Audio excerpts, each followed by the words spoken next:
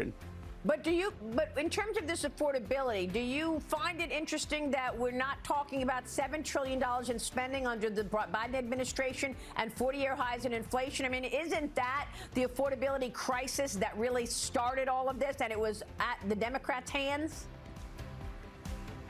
No, the affordability crisis, the higher health care costs, the higher child care costs, the higher food prices, partly because of tariffs. And then Trump's China policy isn't working. Look, China has the biggest trade surplus in recent years. And our trade deficit, Maria, despite all the tariffs, is projected to be higher than in 2024. At some point, people have to look at the numbers. Okay, so you're saying that the affordability crisis had nothing to do with 40-year high inflation under Joe Biden and $7 trillion in new spending? Is that what you're saying?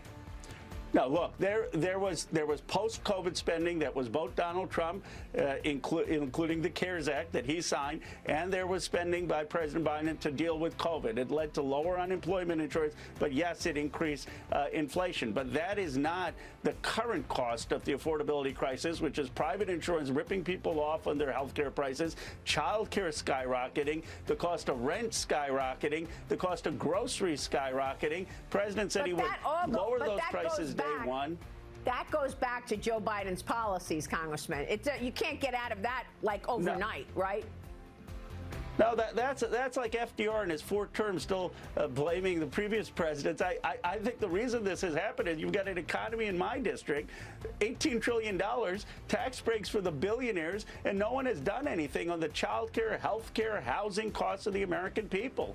Well, and just that's to be why clear, we need I mean, the big $10 a day. The big beautiful bill is cutting taxes for average Americans and people not in the billionaire class. That's called no tax on tips, but no tax on Social Security.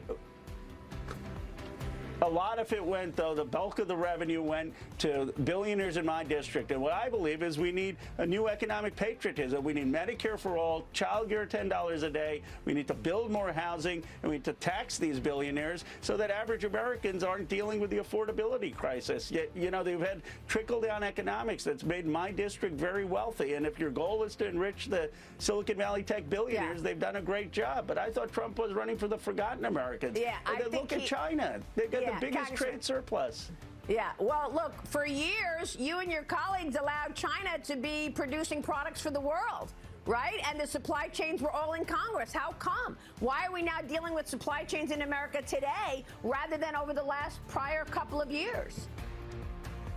You're absolutely right. It was a mistake of both parties. They hollowed out the working class here. They let too many jobs go to China. But I thought President Trump was going to try to fix that. Instead, China's got the biggest trade surplus they've had, bigger than under Biden. Our trade deficit isn't coming down.